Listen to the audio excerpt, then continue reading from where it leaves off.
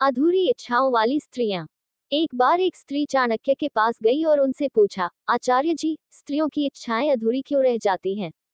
चाणक्य ने स्त्री को शांत रहने को कहा और बोले, स्त्रियों की इच्छाएं अधूरी रहने के कई कारण हैं। उनमें से कुछ मुख्य कारण हैं। 1. अत्यधिक महत्वाकांक्षा। कुछ स्त्रियां अपनी महत्वाकांक्षाओं में इतनी खो जाती हैं कि वे अपनी क्षमताओं और परिस्थितियों को नजरअंदाज कर देती हैं। ऐसे में जब उनकी इच्छाएं पूरी नहीं होती हैं, तो वे निराश हो जाती हैं।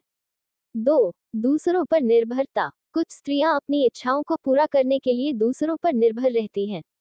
जब वे दूसरों से मदद नहीं पाती हैं, तो उनकी इच्छाएं अधूरी रह जाती हैं।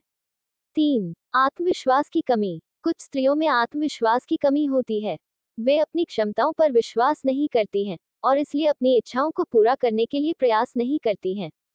4. सामाजिक दबाव। कुछ स्त्रियां सामाजिक दबाव के कारण अपनी इच्छाओं को दबा देती हैं। वे समाज की अपेक्षाओं पर खरा उतरने की कोशिश करती हैं और अपनी इच्छाओं को त्याग देती हैं। 5. डर। कुछ स्त्रियां अपनी इच्छाओं को पूरा करने के लिए डरती हैं। उन्हें असफलता का डर होता है या वे समाज की आलोचना से डरती हैं। चाणक्य का उपदेश। चाणक्य ने स्त्री को सलाह दी कि वह अपनी महत्वाकांक्षाओं को नियंत्रित करे, अपनी क्षमताओं पर विश्वास करे और अपनी इच्छाओं को पूरा करने के लिए स्वतंत्र रूप से प्रयास करे। उन्होंने कहा कि स्त्री को सामाजिक दबाव और डर से मुक्त होकर अपनी इच्छाओं को पूरा करने का प्रयास करना चाहिए। कहानी का सार। ये कहानी हमें सिखाती है कि स्त्रियों को अपनी इच्छाओं को पूरा करने के लिए स्वतंत्र रूप से प्रयास करना चाहिए।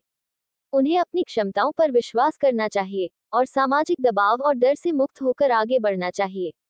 चाणक्य नीति से शिक्षा। स्त्रियों को अपनी महत्वाकांक्षाओं को नियंत्रित करना चाहिए। स्त्रियों को अपनी क्षमताओं पर विश्वास करना चाहिए। स्त्रियों को अपनी इच्छाओं को पूरा करने के लिए स्वतंत्र रूप से प्रयास करना चाहिए।